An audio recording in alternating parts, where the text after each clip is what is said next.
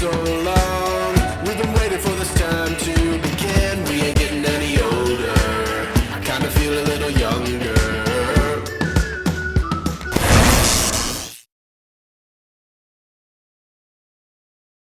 പ്രിയപ്പെട്ട സുഹൃത്തുക്കളെ, ഇന്ന് ഞാൻ പറയാൻ പോകുന്നത് ലോകമഹായുദ്ധത്തെക്കുറിച്ചാണ്.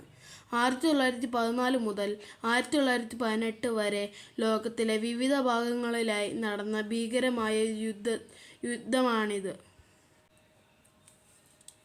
ചരിത്രത്തിൽ ഇതിനെ മഹായുദ്ധം എന്ന് വിളിക്കാറുണ്ട്.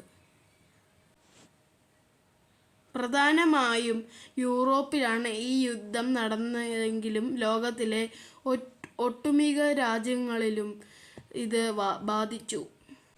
യുദ്ധത്തിൽ രാജ്യങ്ങൾ 2 ഗ്രൂപ്പുകളായി തിരിഞ്ഞാണ് പോരാടിയത്.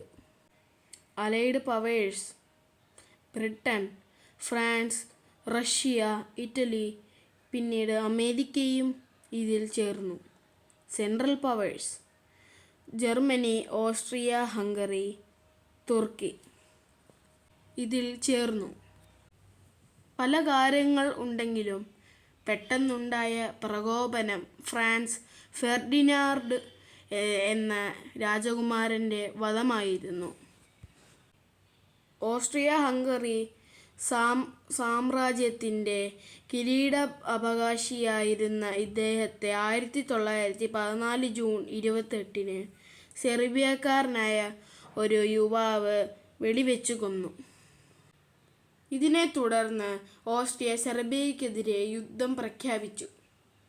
വിവിധ രാജ്യങ്ങളിലുള്ള സൗഹൃദ കരാറുകൾ കാരണം ലോകരാജ്യങ്ങൾ ഒന്നൊന്നായി ഇവ യുദ്ധത്തിലേക്ക് വലിച്ചിഴക്കപ്പെട്ടു.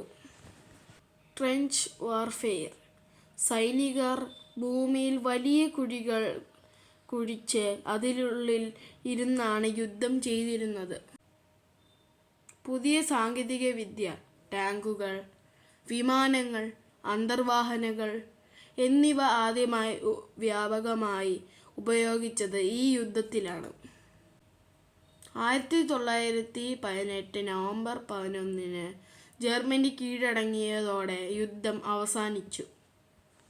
1919-ൽ ഒപ്പുവെച്ച വേഴ്സായി കരാർ പ്രകാരം ജർമ്മനിക്ക് കടുത്ത ശിക്ഷാ നടപടികൾ നേരിടേണ്ടി വന്നു. നന്ദി, നമസ്കാരം.